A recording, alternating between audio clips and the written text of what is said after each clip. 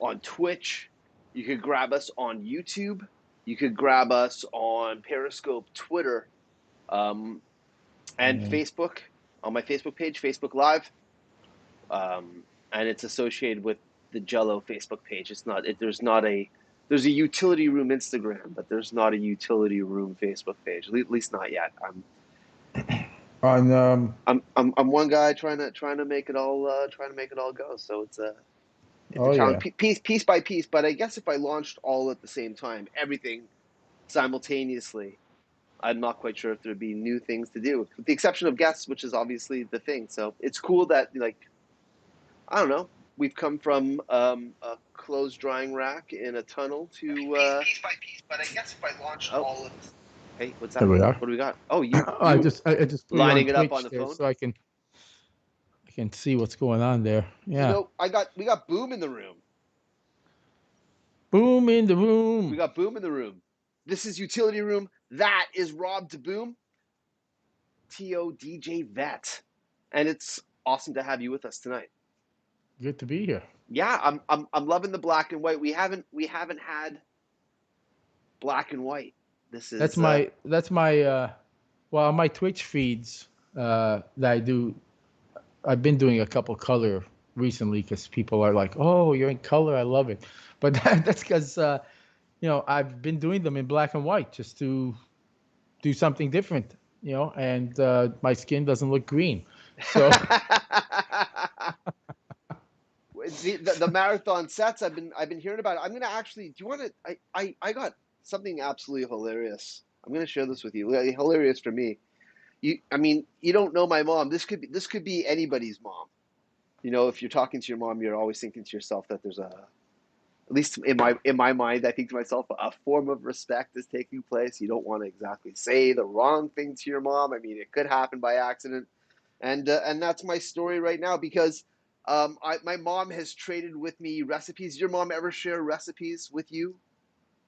My mom, she taught me how to make cheesecakes, which now I am like the cheesecake king of Toronto. You're the cheesecake king of Toronto. You don't know about the cheesecakes, huh? Yeah. I don't know about the cheesecakes. You tell your story, and then I'll get into my story. Actually, I think your story might be greater. I'm not quite sure what's going on right now. Are you legitimately making cheesecakes, or am I being trolled right now? No. Okay, no, not like I think it's a bad thing. Are you saying like you're making? Why are you making cheesecakes? Okay, so like obviously you understand this because you're a DJ, and at the beginning of the pandemic, I had a whole bunch of things lined up, events coming up. I DJ and throw events, and everything canceled, and it was just a disaster at the beginning, and I got into like a funk. I was depressed. I wasn't speaking to anyone. Nobody was answering phones. And then finally, when people were calling, I didn't want to talk to anybody. And so one day, I said, I'm going to make a cheesecake, because when I was a kid, my mom would make these cheesecakes for me that they would make me happy. And so I made this cheesecake and I posted it on Facebook. And I had a couple of friends said, "Oh, that looks so good. I wish I could have some." And I was stuck at home for already a couple of months doing nothing. I said, "I'll drop you off a piece." And so I did that a couple of times. And from there, they started posting it. And then I started getting other friends saying, "Can I buy a cheesecake from you?" So I said, "Sure." I got nothing else going on. So I started making cheesecakes, like full cakes for people. And then I started thinking, a lot of my friends are stoners. What happens if I figure out how to infuse this cheesecake, but like do it really well? So I did some research for a while, and I came up after a few weeks of trial and error with like a formula that you don't taste anything but just the cheesecake, because I use distillate instead of buds. And they went crazy. Like I was selling them all day long. I I was no longer a DJ. I was the cheesecake maker, day and night. working on making cheesecakes and getting them out. It became a business. I bought my Rain MP 2015 with cheesecake money. This is amazing. Oh yeah. I For think, real. yeah, I'm absolutely. I mean, I know at first I wasn't quite sure, but now, yes, I am, and that's dope. Um, and actually, it sounds like it is dope. Um, For real, yeah. the I So there's this is a cosmic. I have Uh, a flavor called Cosmic Brownie. well, there's this for me. This is a cosmic sentiment. It sounds to me. I know that oftentimes cannabis can be referred to as a cure-all. Mhm. Um, and the start of your story sounded like it was upon a descent, and then an ascent happened, and this wasn't an ascent like you know I'm not I know it's not this isn't about consumption. This is about how cannabis without consumption, but still did something as a positive and an uplifting action for you. So you're infusing cheesecakes Yeah, and it actually it you're did. getting together with friends and acquaintances and hooking them up with cheesecakes, and this is causing you or bringing you a great deal of joy, and also a form of remuneration for your efforts. This is unbelievable. It did. No, everybody ended up happy in the end, or asleep. Yeah. And actually, some people, uh, friends of friends that tried it, it helped them. I had, I don't know if you know Deirdre from back in the day, Deirdre Cleveland, but she had a friend and got her one of these, and she, what was it that she suffered from? Uh, Too many drinks last night. Basically, she can move. Her muscles, not fibroids. She was like really stiff and could not move, could not walk. I forget the medical term for it, but she had it, and she's a constant customer now because she said it relieved her of her pain. It was, she was able to function, walk around the house, do things that she's been on medications for 10 years and still didn't help. So I'm happy about that. Other people take it for just good times, but it did help some people. So it worked out good. And there's my story. What is your opinion on the idea? There's obviously the stigmatization that cannabis is strictly about being euphoric, uplifted, getting high. Hmm. What else do you? Is this a challenge? Is it something that you find yourself ever having to have a discussion where you're going against an opinion that cannabis is just that, and it can't be medicalized? Um, I've had the chance to have those discussions, but I just didn't have them with those people. That, that's their opinion, kind of thing. Instead of trying to get into a discussion about it, their minds are set. There are still people, they hear that and they're like, "Oh, that's bad. That's for doing this and that."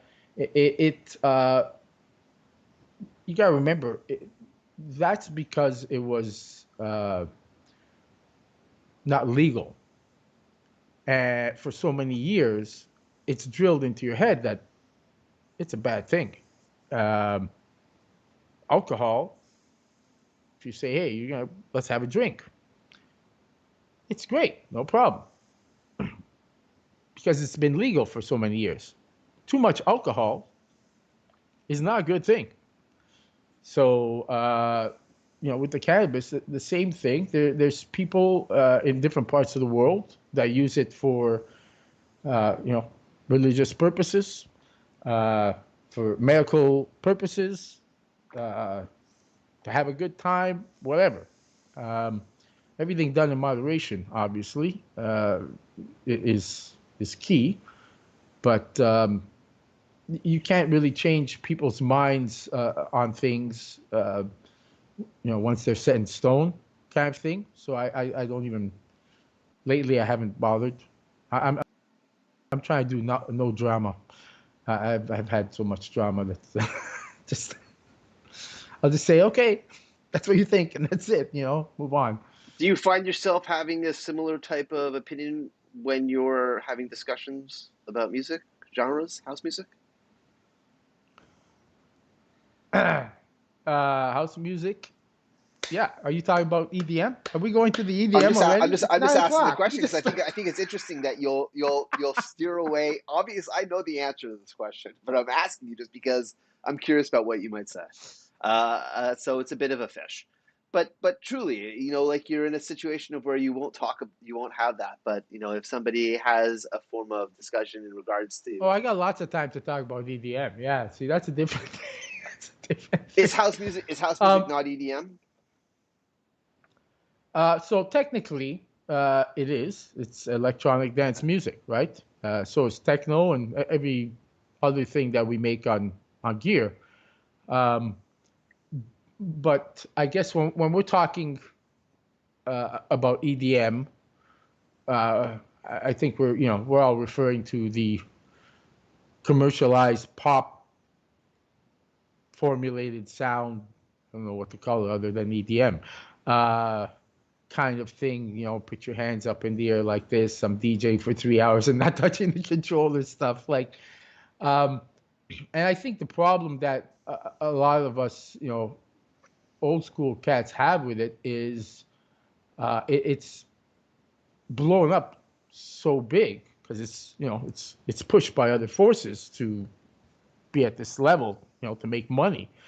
Uh, and I guess maybe we're butthurt about it because I'd like to see house music, at the top there, because it doesn't get, the producers don't get as much recognition as, say, someone who started 2 years ago. Never, I don't know. They met this person, they talked, and they bought some gear, and all of a sudden they're touring around the world, kind of thing.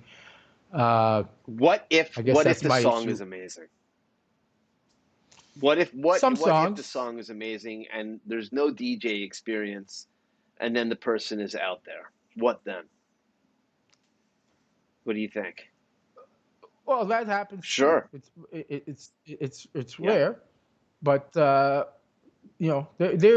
are EDM songs that I do my shake my head to kind of thing. I bob to, and I can feel it. For the most part, it's a formula kind of thing written. They're all almost the same to me, even though they're changed. Like the expression of art in EDM, I don't see that. You know what I'm saying? Your opinions are rooted from your long-standing involvement and knowledge, awareness of house music. Could I sound like my dad. house music needs dads? Can you bring us back to that time? Where was it? Where were you when you first got bit? That vampire bite of house music. Where were you at? Oh yeah. See, this is where I'm supposed to give you some famous warehouse party, and I heard this guy, and yeah, no, it's not gonna be like What's it gonna that. be like? uh, I've been so I've been DJing since I was 14, which is about like 33 years ago, something like that, and a lot, I come from a really big family. I have like 72 cousins, and most of them are older than me. So I would hear stuff they would play, uh, you know, funk, new wave. Some of them were into rock, and some were into disco. And, I think when I went to a cousin in New York, Staten Island, we stayed there, and his he again was much older than me, and his mom said, take Rob out with your friends tonight, or because he's here for a week or whatever. And they were playing they would just hang out in parking lots with their cars. They were the New York Genos, so they called them Guidos out there, but they weren't listening to freestyle like the regular freestyle kind of stuff. It was like Frankie Bones and Lenny D together playing New York freestyle that sounded like techno-ish stuff. I don't know what to call that early stuff. You know what I mean? And different kinds of music. I had no idea what it was. I did get a couple of tapes, and I remember I would listen to those tapes over and over and over. And then I started getting into dance music. I started listening to Dave Ahmad back on CKLN on 88.1. Dave's dance music. He would have all kinds of different styles of music that he'd play every week, and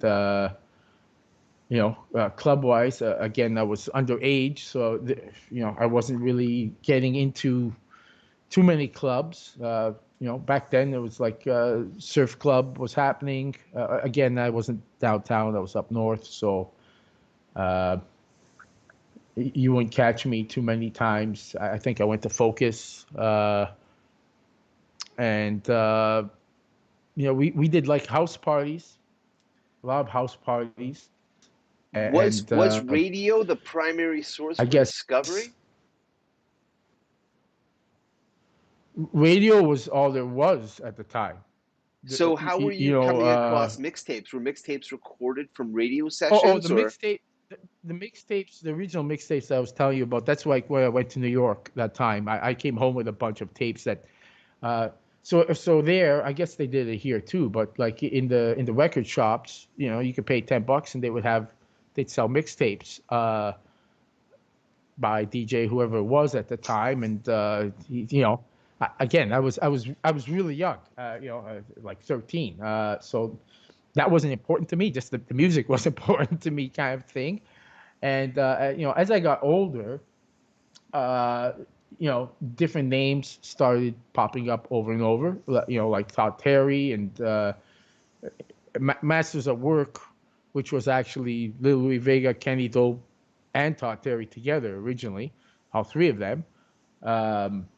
Royal House, all the stuff was the same guys, the same beats. They made it all on the SP, what was it, the 1200 there machine. And, I would buy anything that had like a house beat, Debbie Deb house mix. Oh, I gotta buy this. It's got house. It's like anything I could get my hands on to mix in, at the time. And then I would say the more underground stuff, guys like Mitch Winthrop, community radio had actually the baddest DJs, because the big radio stations really weren't playing too much. Maybe CFMY had that overnight thing. I think maybe it was Headley at the time, or maybe even before him, where I remember I would record hours of something from some disco downtown, and then I would even start, pausing, editing live. That was the next step I got into, because I was bored. I started doing those things, and then the community radio I got into actually in high school. I did my what's it called, the co-op. Yes, I did co-op, and so you could choose if you want to work at a clothing store or here or there. And I'm like, I want to work at the radio station, And so they got me on there, and I did my little thing there, and met the DJs and the management. And once that ended, I remember saying, I want to do a show. I want to do a show. And this is at York University, and I'm like, I think I was between 16 and 17, something like that. So I'm not even really old enough to be there, but I'm there. And the manager, Gary Wright, is like, well, everything is filled. And I'm like, well, there's nobody DJing from 2 a.m. till 7, because before that, all the stations, CKLN, CIUT, everybody would close at 2 a.m. and they'd open at 7. And he's like, wow, okay, we'll try it out. So I started doing a show there called the Raw Energy Experience. And yeah, it went off because there was like a big void there. And a lot of people started tuning in. And then I had people come on the show, like Robert Owens and Liddell Townsend, Paris Gray. How were you having the guests come on the show? Had they heard about the program? Were you syncing with the promoters that were bringing the guests in? The promoters, the promoters would contact me, or they would contact Gary Wright, the station manager, and he would usually either send them to Mitch Winthrop for Rhythm Method, or me, depending on their schedule. And then that show kind of grew because originally it was just me and my buddy, and eventually some guys joined on that I knew from when we were teenagers, like Addy and Manzone. Strong it wasn't Manzone and Strong at the time. It was Manzone and Joey Cons. They were playing together, and Manzone and Joey Cons were a duo before Manzone and Strong. I had no idea. Before Manzone and Strong was actually Manzone, Joey, and Leone. It was 3 guys, and it was them 3. I think at that time, Strong was working at Fresh, maybe. But yeah, no, it wasn't. It was they were not a duo at that time, and we had Paul Seguro, who was the DJ at the World back in the day, for Superstars, I think it was called, and he used to come, and I liked him so much because he'd come every week with a selection of Trax records, from Chicago. He kept picking them up, but I don't know where the heck he was getting them, but they were like brand new, and I'm like, oh, here's another one, here's another one. So I got a couple of nice Trax records off him every week. Play the Record. That was the time when Play the Record. Eugene just opened his store, and so I know Eugene from like day one. I remember because we were promoting the opening of Play the Record, and so I used to go down every week, and Eugene would give me 10 records for my show, and it was Play the Record's pick of the week, and I'd play them, and he knew his stuff because I got some really good tunes. I got some really nice ones there. So and that went on for like 3 years. It was really cool. It transitioned like by the second year. That's when the rave scene broke, probably, or third year, the 90, 91, 92, 90, something like that.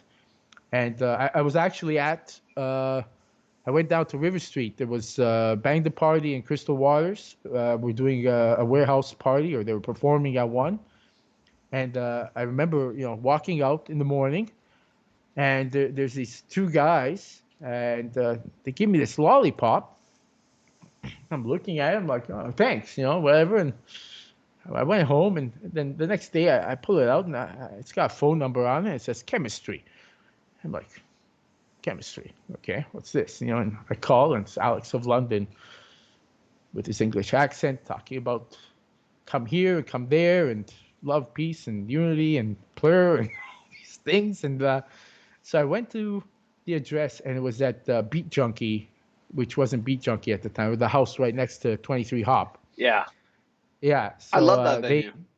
They were doing this party, and here's the story you wanted before about house, but except it was with the rave scene. So I walk into this party, and they got film loops going and all these weird things that I'm not used to, and I walk into the room upstairs, and I'll never forget. I had this ragamuffin guy on my right, and it looked like, a new wave punk rock goth kind of girl on my left, and I'm the houser here with my big baggy jeans and my happy face shirt, and we're all standing next to each other, and the DJ drops a song called Hardcore. It just says hardcore, hardcore, boom, boom, boom, boom, boom, boom. Like the bass comes in. I was like, wow, what the heck? And we just all felt it at the same time. That was Neil. That was Dr. No. And I bought that record too, by the way. And that is like how I started getting into the rave scene. Because after that, I was like, well, every week, or well, at that point it wasn't every week just yet, but every event that was going on between that Exodus, and things at Hop, I was there checking it out, and it was totally different. Like people that weren't there uh, cannot understand. I've explained it, the feeling and what was going on to so many people, and they don't comprehend. Like it was like just an organic thing that all, I know they promoted it and stuff, but like it was just, it just grew. People from all different walks of life, different incomes, you know, e- everybody was welcome, kind of thing. And it wasn't about looking at that person and, look how I'm dressed and let's pop some champagne and shit. Like it was to go and experience something new. It was an adventure going to the rave parties, right? Uh, Eventually, it got commercialized and grew so big that kind of fell down on itself. But like that, the early times, they were crazy. And then there were different camps, I guess. Like you spent a lot of time with at the parties, kind of thing, right? Me. Yeah. Oh, Um, yeah. no, I didn't. I went to the really, I guess their big events or their actual parties. They That's- had a stationary venue, Weston Road, and yeah. some. Espace, So, right? Yeah. so the Espace. I played there Ah, okay. No, I saw you. two or three times. I think I'd played You, there. you, you on one of your other streams here, you said something, then you said that was written on the wall. So I figured Yeah, that. that's right. At the party, there was a flyer because I was doing a fanzine called Subterrane with Mark Szilard, and we would go to parties to review them, and we would also have promoters that were buying ads and placing their flyers inside the fanzine. Mhm. And E Network, they did that for, I believe this was their fourth party, and the flyer had, it was like a, this is I'm not quite sure if this still happens. I haven't seen it in a long time. This, come to think of it, this actually might be the earliest of meme, were rave flyers, because this was looked like it was like a poltergeist thing. I think a girl was kind of in front of the With the TV. It was TV, a yeah, yeah. And it was a black and white flyer, and they actually put my name and a quote saying that they were throwing some of the best parties in the city of Toronto.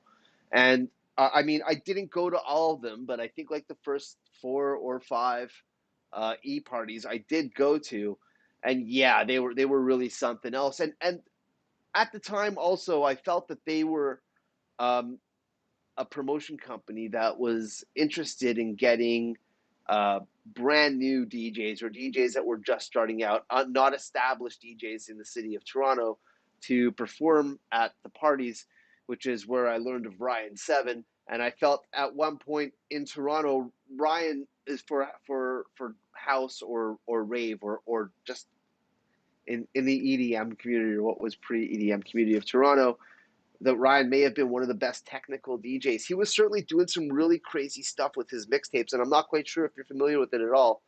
But he would, like, the session would end up being 3 or 4 sessions. I might be wrong on this. I'm going to have SOS on the show. I don't know where Ryan is. I would love to actually get Ryan on the show, but I have SOS coming up, and he might know more details about this. But Ryan would also use reel-to-reel on his mixtapes, and he would layer stuff. And he was also one of the only DJs that was out there that was trying to do real technical stuff, not just on the mixtapes, but live, at a time where it seemed like DJs were just taking 5 and 6 minute breaks in between mixing songs. Ryan was up there and he was transforming, he was scratching, he was cutting, he was juggling, and it was a spectacle.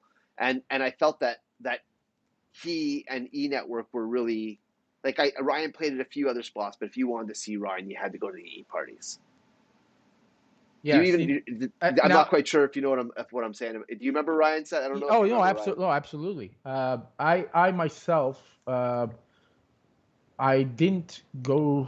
I think. Well, I can't say I didn't go. I didn't go to too many E parties. I was like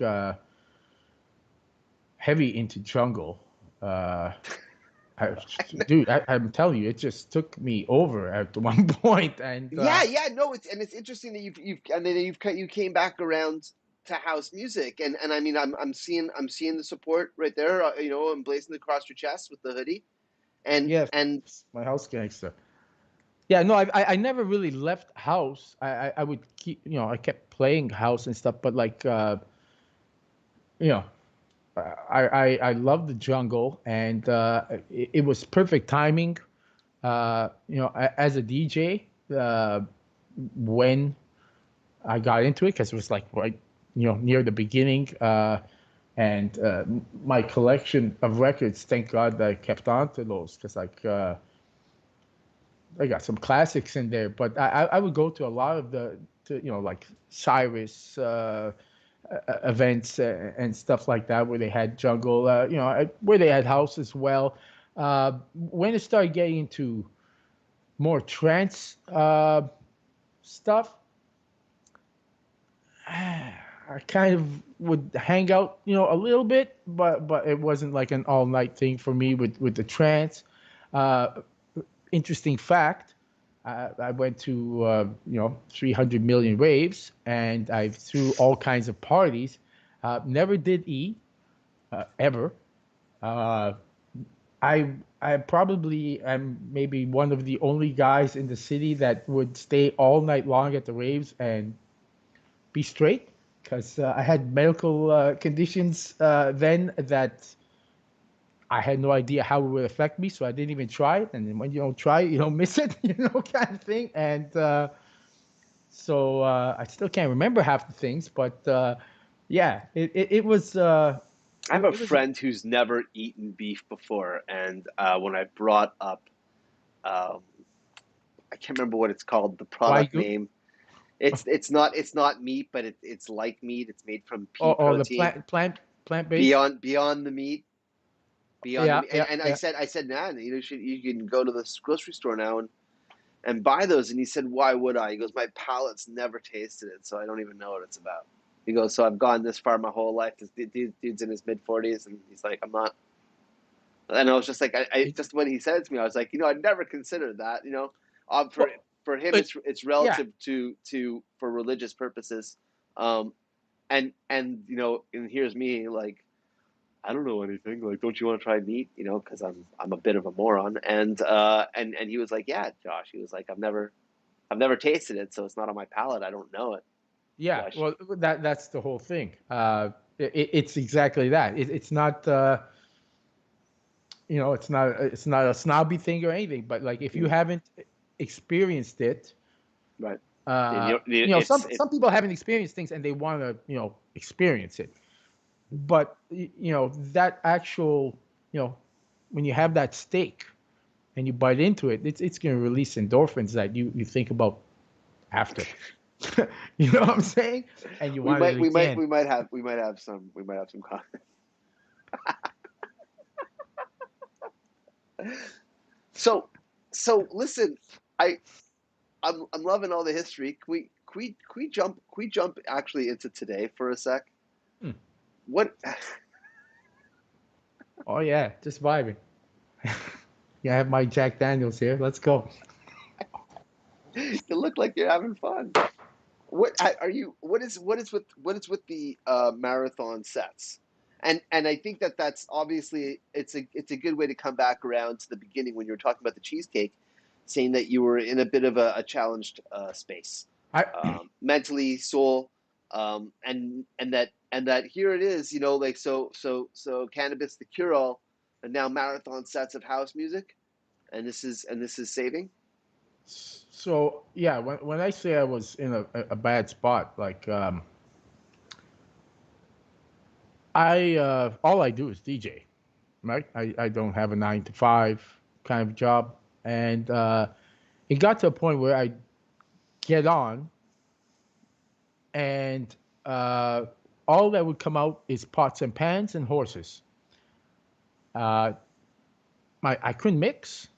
It just everything. I couldn't concentrate, and that's really scary because if you've been doing this all your like now, uh, yeah, I can have 3 4 bottles of something. I'd be like this. They'll see me on the screen. Oh, he's gonna go down. No problem, man. The beats are gonna be on. Don't worry. It's instilled in me, kind of thing, right? I couldn't mix. I couldn't hold myself together. I was like, oh, and that further put weight on my shoulders because I was like, this is the thing I love, and I can't even do it. And once I got my head in the back in the game straight, I started playing, um, and since I was a kid, whether there's a camera on me or not, I'd go and play. I'm pretty sure you've done it too, where you go start jamming in the basement, start playing music. Next thing It you feels know, like I'm it's never going to be leaving the basement, Rob. This is 6 hours later. You don't notice, kind of thing. And so yeah, it's truly done from the heart. And since we can't do events, I've had literally hundreds of messages sent to me about how my music or playing music has lifted other people's spirits, made them feel good.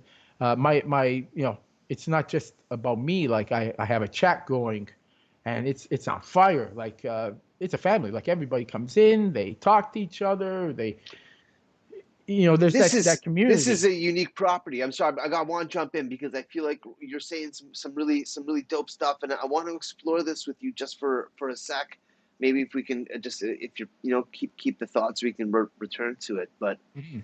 this connection that you're experiencing right now through streaming, the difference between this and live, what would you say those differences are? And is it valuable? Will you continue this when stuff opens back up?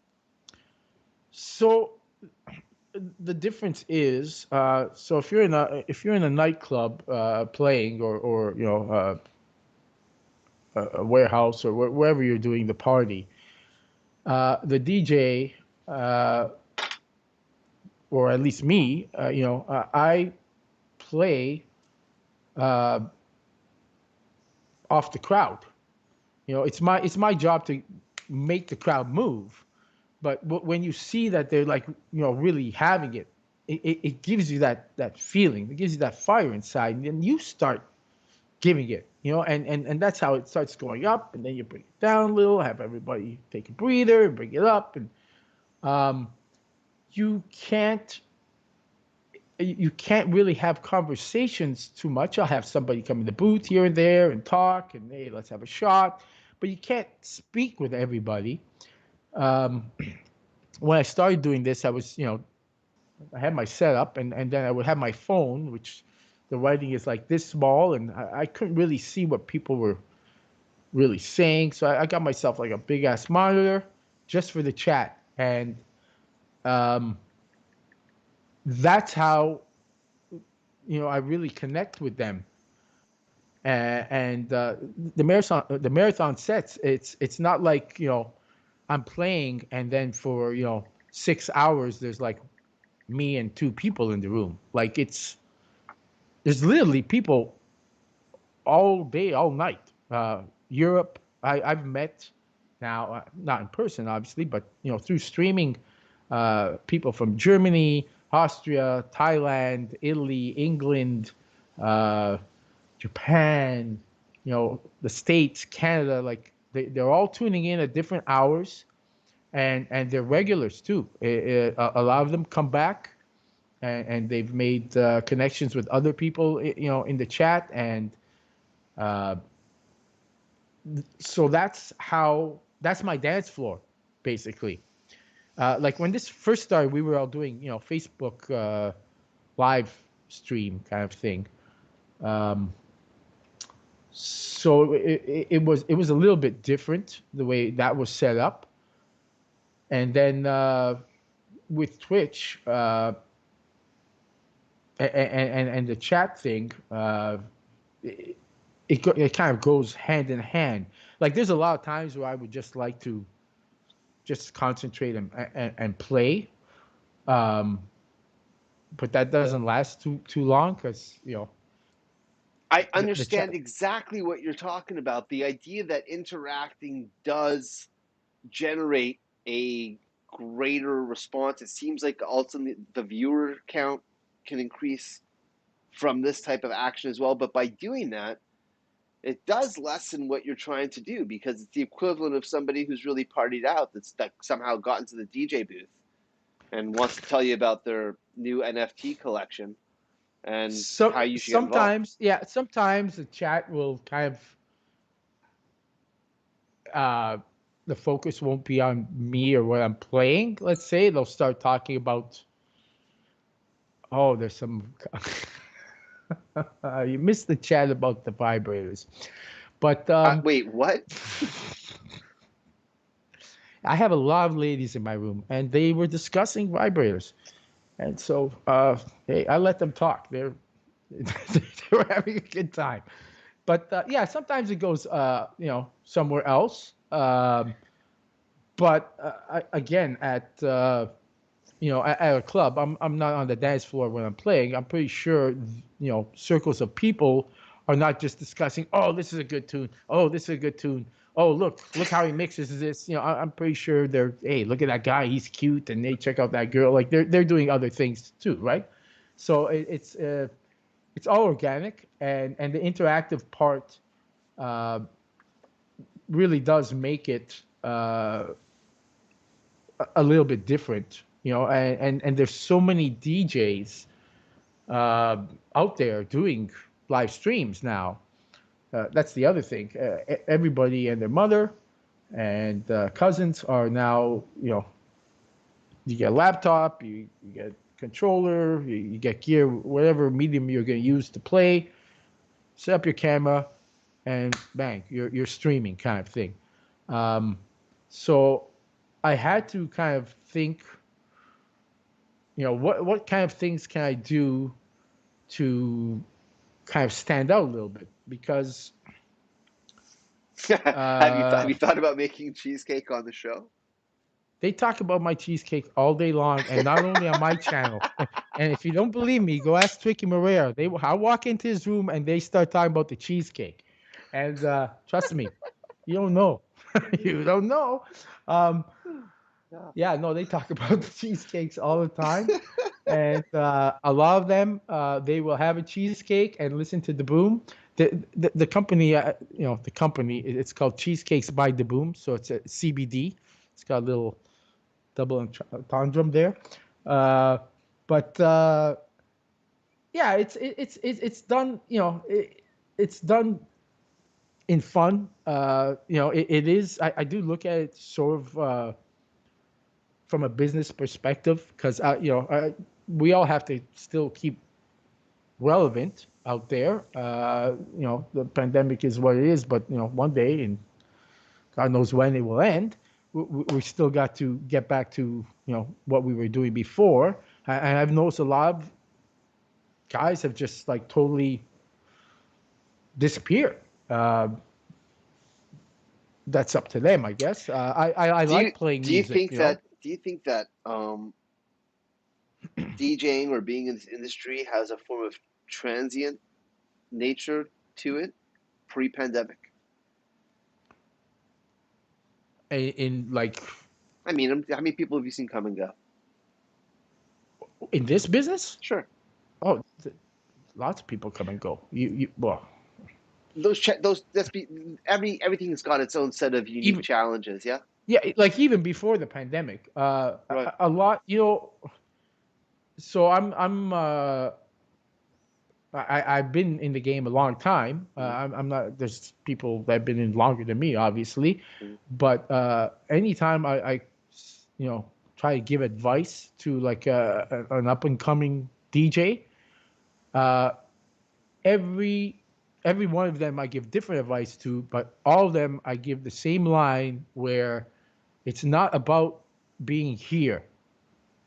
In this, too many people think it's about I'm here, I'm on top, I'm the best, everybody's, I'm number one.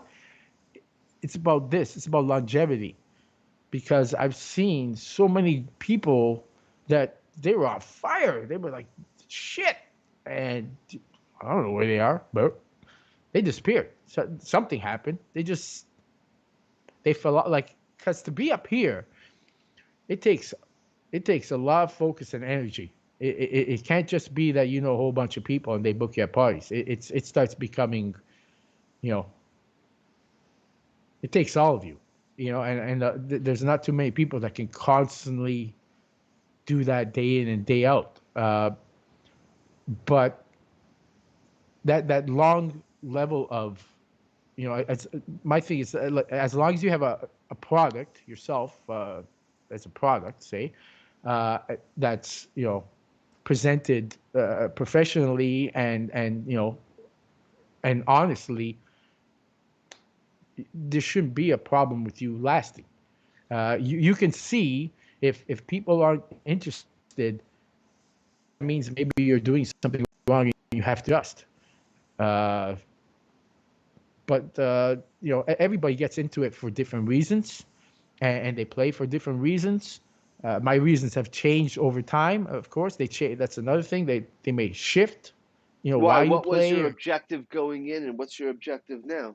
What are the well, when I was differences? 14, I was going in because I wanted girls. Okay. Come on, let's throw parties. We'll be popular, and it was a young boy ego thing. So what And you were having a tough time meeting people, and you thought that being somewhere where the music oh no, selection was I going to did. bring you I together, did. or I didn't have a tough time meeting people. Just that was the thing. You would go to a party, and who's the coolest guy at the party? It's a DJ. He's got all the music that makes everybody dance. I want to be that guy. I always This thought it is was the promoter that was the coolest There guy was at no the such thing as promoters at house parties back then. They were. Oh, you gotta remember, I at that point I was living in Woodbridge, so they had like house parties with like 400 people in the basement. It was craziness. 400 people in the Oh, basement. yeah, it was stupidness back Rob, in the day. what houses were you playing in at these house Woodbridge, parties? Woodbridge, Woodbridge, big Underground music houses, and palaces. big houses, man, big I, houses. I was looking at your bio that you sent in, and it was, it's like it was a read that was going through, and it felt like, involvement with house music, tech house, techno. Here's rap. So Toronto native Rob DaBoom has played events both at home and abroad, playing alongside international talents such as Carl Cox, Masters at Work, Todd Terry, DJ Sneak, David Penn, Victor Calderon, and Eminem. Then, right, I knew you would play that. I was like, because we get the bio set for the show, and I obviously want to read through just in case, and I might pick up on something that'll lead me down question lane that I'm able to Uh-huh. go ahead and start, you know, uh, and I'm wondering the Eminem thing, this is Toronto? The Eminem event was April 3rd, 2000. That was at the CNE at the Queen Elizabeth building. Or no, the Better Living Center. Okay. So that event there, um, at the time I was doing parties with Universal Flavor, UFO. And so with UFO, uh, the thing with that company, uh, one of the partners, Q, he loved hip hop. And so every event that we did, we would have hip hop, and we kind of at first we were mixing it in the jungle room. You know, we brought Poet and did we bring Chick? I'm not sure if we brought Choclair. George brought Choclair.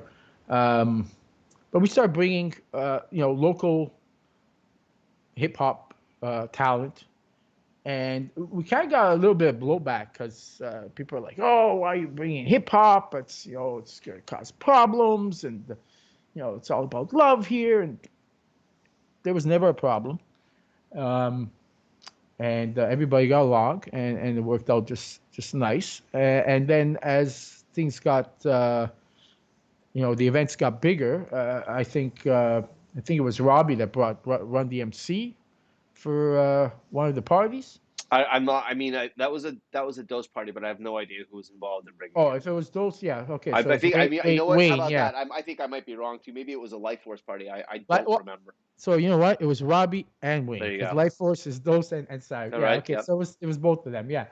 So I played at that party. I don't. But It's like I even remember the flyer. It had the Mayflowers on it, the yellow ones. or sunflowers. That was It had flowers. It Yeah, was like an yeah. orangey yellow, right?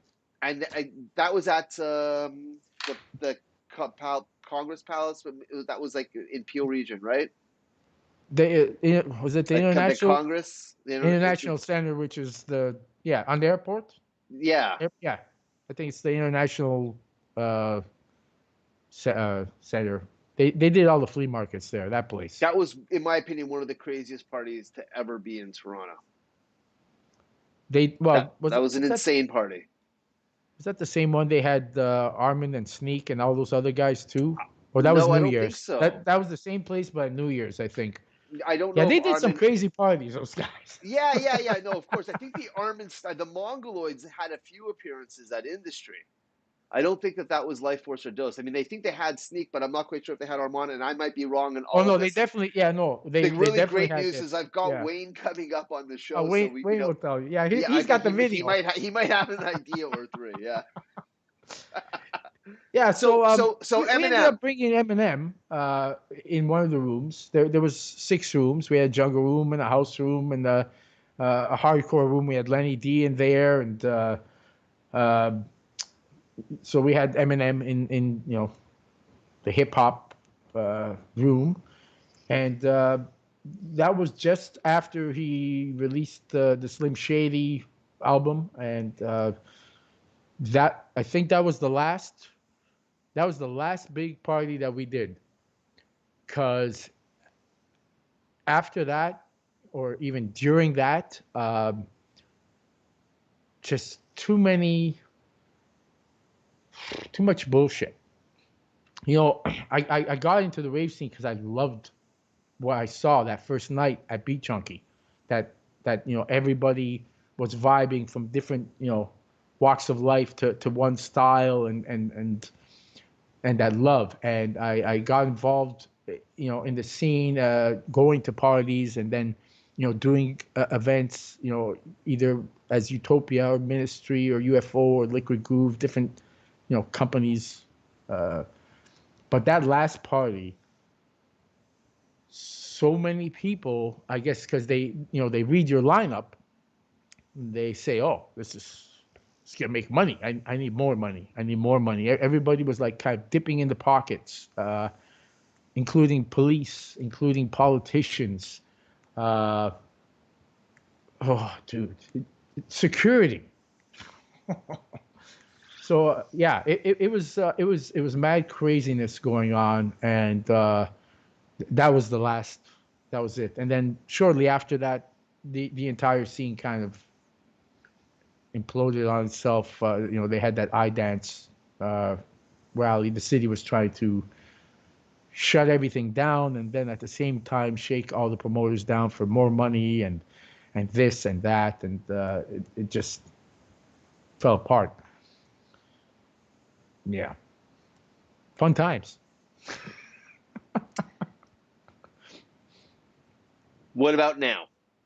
house music feels like it's been legitimized. I mean, you could go into a coffee shop and hear it.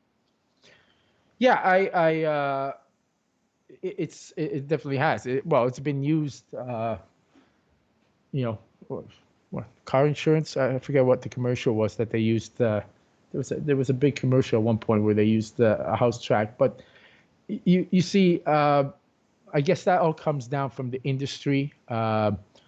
So like when so David Morales or Frankie Knuckles gets like a Grammy. That wasn't happening before. I think they had a category for dance music that was like, they'd announce 2 songs or something, and like it's being recognized now. What about Madonna's Vogue? What about it? You want me to dance now?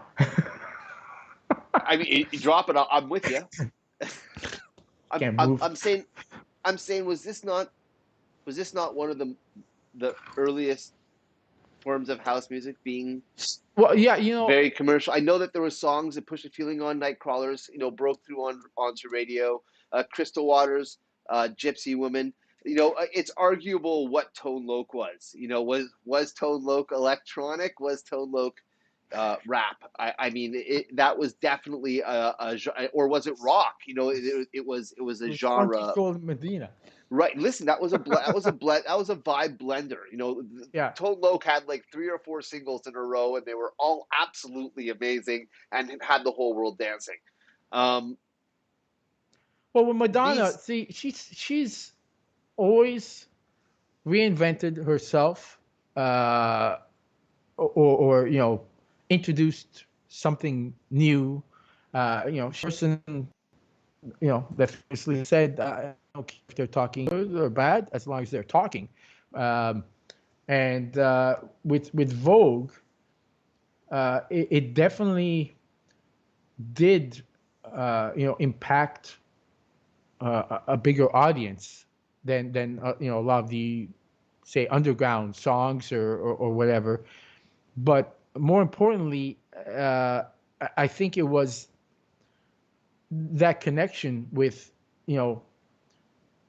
with the fashion and the gay community, and the dancing and house, and and like it all kind of was a perfect storm. It was different than just like a good, like Crystal Waters track, which was a big hit, but it tied into a lot of different things, at the time, and it's a classic, right? You can still play it today. Sure. I mean, I felt like there was a moment that was happening on radio in the late '80s. It was based in 4/4. Paula Abdul, Opposites Attract. There's a strong list. Like that. And this was the graduation from the early synth stuff that was going on in pop music in the very early '80s. Because that was Depeche Mode. Yeah. Right. Yes. So this I'm just thinking, is it that the music was so sacred that it was difficult to let it go and go into the hands of people who were uninterested in its history, its origins? I think the meaning. Yeah, I hear what you're saying now. So I think it's probably, obviously I'm not including Madonna in that, by the way. I mean, I don't know her. I'm not sure, but in my opinion, she has been a supporter of house music for a long time. For sure. Well, she was dancing at Limelight, and that's where Jelly Bean, first saw her. He met her there, and then they came up with her first album there, Borderline or Lucky Star or whatever it was. It's the connection there. I love those tracks. Yeah. Yeah. Great. I think what it is at the time, like you brought up Paula Abdul, and before I was half jokingly saying I picked up Debbie Deb, as long as it had a house remix and stuff. They were putting dance mixes out, but they were just generic. Uh, and I think you got to realize that the Godfathers, the legends of house that are producing such fantastic music still today, like like Todd Terry and Masters at Work and David Morales, and the list goes on and on and on. They weren't, I guess they were kind of veterans, but they weren't veterans at the level they're at now. And now they have a lot more say in things, and they put out product. Before, I think it was just some guy in the studio put a 4/4 beat on this, let's put it out kind of thing. So it was in its infancy. Plus, anybody that was of any relevance, probably like you said, wasn't interested. In bringing it to the mainstream kind of thing, because that was their, that's where they were, their world. And you sometimes you bring people into your world and it gets better, and sometimes you bring people into your world and it's not a good idea. So that could be it. I again, not a record exec, but I'm that's what I'm thinking. That's my 2 cents on it. Yeah, for sure.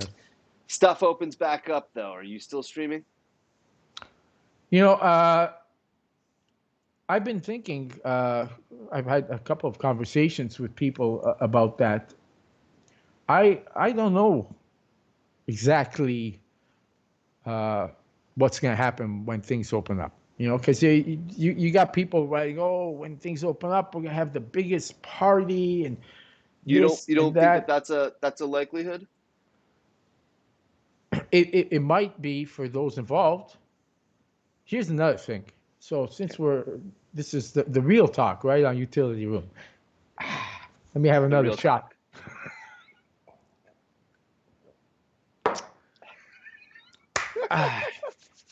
Uh-oh.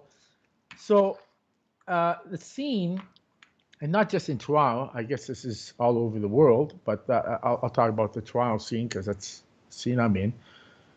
It's a strange animal because there's everybody thinks the part that they're in is the scene. The scene is a whole bunch of different things going on together, and it's very cliquey. It's always been very cliquey. If you don't know these guys, or if this circle of people, one person there doesn't like you, like you can't get involved with what they're doing, kind of thing. And then there's like little monopolies on venues or clubs or whatever kind of thing, and it works out great for those involved. But then there's so many people that it's not that they don't know how to play, or they don't have people that enjoy their music. It's just they're not connected with them and they cannot get into their circle, kind of thing. And that kind of was one of the things I liked about the rave scene originally, because it was kind of, I was naive and thinking, oh, everybody's getting along and getting together and kind of thing, and it kind of splintered the scene. It got very segregated. Techno, for instance, there was a point where like techno was everything. Techno was life in Toronto for some reason, but like there was Detroit techno, and then there was European techno, and there was dark techno and minimal techno, and techno you gotta be all in black techno, and if if it was like back in the day, I've not heard about that genre. That's a yeah, okay. it kind of split things up, and so it's really hard for me to honestly see this giant party where everybody's on it. I think there'll be a whole bunch of parties going on, almost like it's returned to normal. See, the thing with this streaming thing, out of sheer need to survive or thrive, I've noticed a lot of people jumping on with each other, connecting with each other, helping each other out, supporting each other. That prior pandemic, they say, hey, how you doing, and wave, but they wouldn't really help you out, kind of thing. So it'll be interesting to see if that changes. Uh, Not sure. And then the other thing is, a lot of people, uh, they've gotten out of that habit of going out every week, every weekend, and partying. I'm not saying that staying at home is the greatest thing in the world, but I think a lot of people that used to party super hard aren't gonna do that as much. Maybe, uh, maybe they might do more intimate things at home with friends or something. But again, I don't know how it's gonna go, um, and so we'll see about that. I'd like to keep doing some streaming, just because I've reached a totally new audience. It's not just obviously Toronto. Like I said, there's people from all over the world that tune in, and I'm. It's going well for me. It's not like I have 10,000 people tuning in or anything like that. My numbers are pretty good, but I'm getting recognition from different people, and it's really enjoyable. So I have a good time. That's the most important thing to me, is that I enjoy doing it, because nobody wants to do something they don't enjoy. Um, so we'll take it a day at a time. When it comes to that, I do have events planned, because, like I for said, the summer, uh, there is like no. in person events. Here's the whole thing. There's no time there. I have clubs and venues booked from before, Okay, because we had to cancel a whole bunch of stuff. sure. I have I have international DJs booked from before. There's all kinds of money floating out there that has to happen. Um, so basically, there's no date on any of it. It just we've made agreements that once things are able to you know we're able to do things, we're like first on the list to do them. I would love that if summer comes, we're out of this lockdown thing, and able to function normally. Because in the summer, our main thing we do is a secret garden down by the lake, and that, like, of all the things we do, that's the most community driven event, because it's a non-profit, it's free, everybody's welcome, and all kinds of people come, families come. It runs all day into the night, and it's really something that I constantly get messaged about, saying, oh, I miss Secret Garden, I can't wait, and so that I'm looking forward to. But we tried last year, when it was going up and down, and they had so many they had that restriction where the volume had to be like this, and the space, and we did one. I think we brought Mark Oliver to play, and then we pulled the plug, because we said, you know what, um, it's good that everybody got to see each other today, but this isn't really Secret Garden. Like, Is this what is your take on this? The open close, open close, open close. uh, I think it's frustrating a lot of people. Um, I was that, sometimes I come across as harsh, but I was that guy at the beginning saying, you know what, everybody should get locked in their house.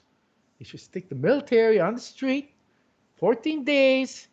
That's it. You're going somewhere and you're not supposed to, you get arrested, or you get knocked out. Okay, 14 days. That's it. I And like. then How about maybe a and fine or an arrest? Maybe not the and knockout. see, I started my quarantine on March 8th, a week before they actually told everyone to quarantine. That was after Gio's birthday. I wasn't feeling well, so I stayed home. I did a week, and then there was another week, and then I have a compromised immune system, so I have to be extra careful. And then I'm seeing my friends posting about, oh, we're doing this and we got a secret party, and it started pissing me off because it's like, listen, man, every time you guys do this, even if I'm not there, that's another 14 days that I got to actually stay at home. This is when everybody was like scared shitless and freaking out.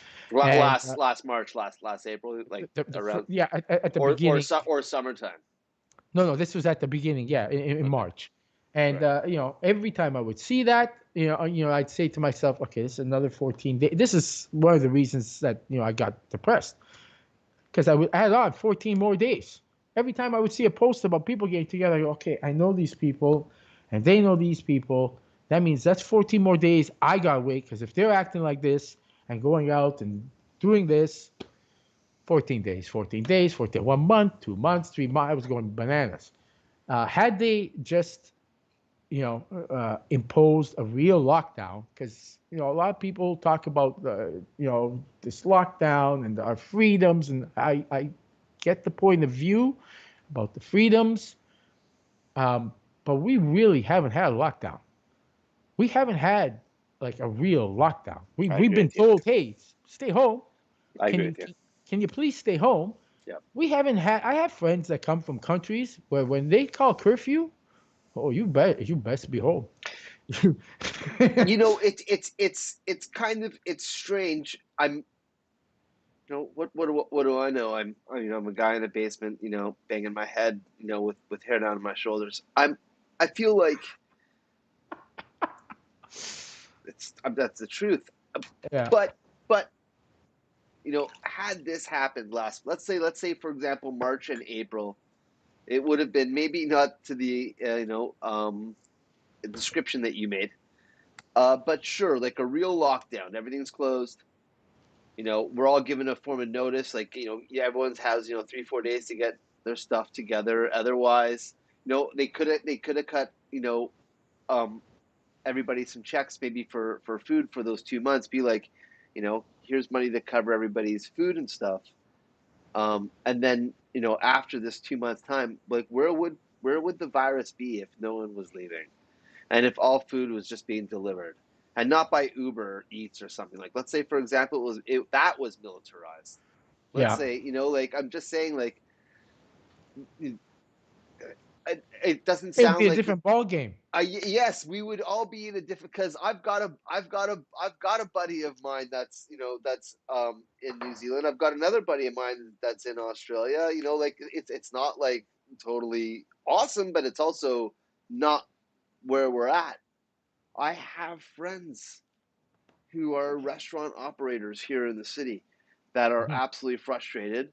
And although I have spoken to classic promoters on Utility Room, I know that I'm speaking to you now. I haven't spoken to any venue owner and Mhm. operators, and I couldn't imagine what this is like right now. And because not a lot of it is really making sense. And what I'm trying to say over everything, my very long-winded, is how much money have we spent so far versus how much money would have been spent had this happened at the get-go.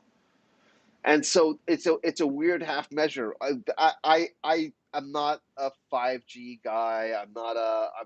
Oh, a I forgot denier. about that. Thanks for I'm bringing that up. I'm not, I think that this is real. I'm not, and I clearly I'm taking it seriously, because at the beginning of Utility Room, I was going out, I was getting together with guests. I even have the earlier interviews. We are masked up, and I have seen the new regulations that just got posted by the province here in Ontario.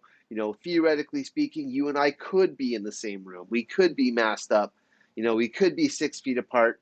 We could have done this interview face to face, but it just feels like it would just be it's a weird half measure. I'm not quite sure what I'd be promoting if I was doing that gesture. I don't know what any of it means. I saw a meme earlier today that had a photo of everybody lined up to board an airplane, standing 6 feet apart, all masked up. And then 15 minutes later, same people, now they're all on the airplane and they're sitting shoulder to shoulder.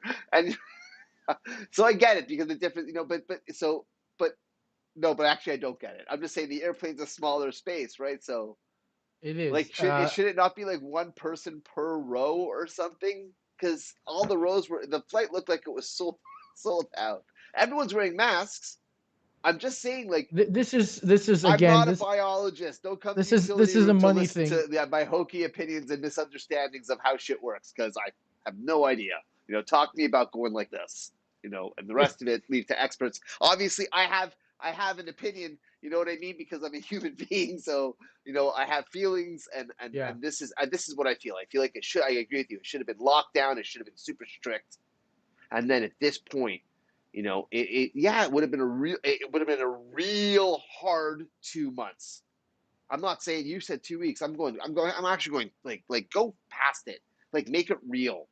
So that when people leave their houses, we've not been interacting with each other. If there's a virus that's out there sitting on some bench, it's not alive after 30, 40 days.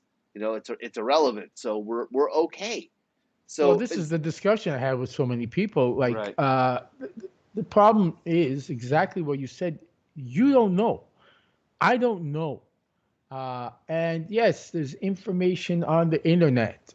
How much of that is misinformation? And then it got to a point actually where I have acquaintances on Facebook posting this stuff, and I'd read it, and I knew what I was reading was absolutely false, false information. What they were writing, it was a meme that somebody created, and instead of saying who made this before I post this, they would post it, and I'm not talking about the crazy conspiracy theorists, people who are ramming it down your throat every 2 minutes. I'm just talking about some guy, some girl, who might go out once a month, kind of just regular Joe, as they call him, wherever, posting this, and then they'll have like 20 comments from another 20 regular Joes saying, "Oh my God." Oh, and they take it like it's the Bible because it's on Facebook, the information. And then they share it. And then they share it. And it just got to a point where nobody really knows what's up. And at the beginning, had we just said, okay, we don't know what the effects are, other than, you can get this and die. The long-term effects, we don't know too much about. And had we like locked down for real, uh, at that point, uh, a lot of decisions that have been made could have been made, I guess, with a more clear point of view. The politicians, God bless their souls, they're in a tough spot uh, because they do realize that a lot of people are frustrated, um, and they, on one hand, have to, they're in charge of taking care of things. But on the other hand, they really don't want to piss everybody off because that means they're going to be out of a job. And I think Canada's approach of this on and off, it's different from, or at least in Ontario, it's different than a lot of other places in the world. The way they deal with it, or have dealt with it, and dude, we're in a tough spot right now because people just want to get out, and I don't know exactly how they're going to deal with it, other than vaccinating people, and that's another issue now because now the new movement is, oh, don't take the vaccine, it's gonna, who knows what it's in here, and how many people I see posting that. That's a personal opinion, but these are people I see at clubs putting all kinds of crap up their nose and other things. Do you know what they put in cocaine? Cement. Come on. Hey, you want to do 10 rails? Don't give me that vaccine. Like, come on. Like, it's it's out of control. It's out of control. Yeah. I really appreciate all of your time tonight, Rob. Appreciate you Um, joining us. Are you coming? Are you coming off of one of your marathon sets before you sit I here? this is why I have this is why I have the sunglasses. So I did yesterday. I did I thought you were 22 doing the hours. motif, the house gangster motif. Oh yeah, I gotta You do the you whole. you were talking about the all black clothes, everything techno, and here we are. Got I'm the using E reincarnated. you've got the can headphones, you got the Yeah, you shades. said bring headphones. I'm like, I don't have any little It is headphones. essential. There's like an echo thing that ends up happening, Yeah, and yeah. it's makes things really shitty. I have definitely screwed up a few episodes at the Am I? Can start. you hear me? Am I coming through clear on this? Yeah, I can't hear myself. you So look beautiful. You sound there you great. go.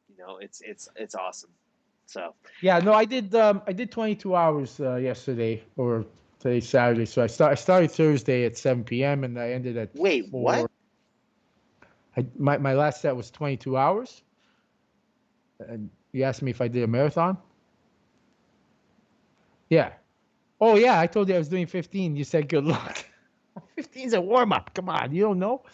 I um Yeah, I did 22. I've never done that length. I don't even know what that's about. I would have. So at one point, I was feeling nice, and I was announcing, you know what, I'm gonna go for my next record. But the mistake I made was waking up at 5 a.m. on Thursday to get ready for my show. So by the time I shut down, I was up for 36 hours, and I was just spent. And I said, okay, you know what, next time I'm out. Whew. Um, but I did a couple of weeks back. I did a pop up. My mods love me. I just send them a message. I'm doing a pop up. Get on.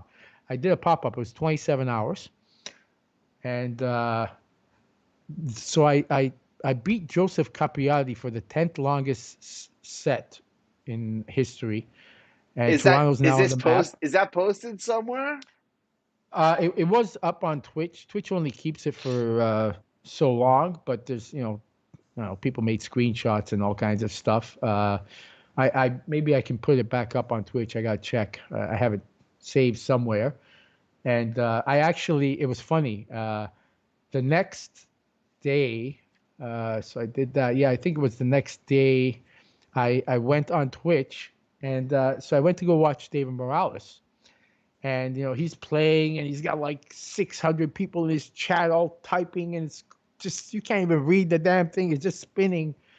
And I saw my buddy in there, and I put his name. I said, "Hey, what's up?" And Dave Morales turns the volume down, and he starts talking about me. I'm like, I look at the screen. I'm like, what? And he starts talking about the set, and yeah, he tuned in, and he was giving me props, and so that felt that felt really good. And yeah, that's the other thing. Like with the streaming, you get all kinds of people now coming in.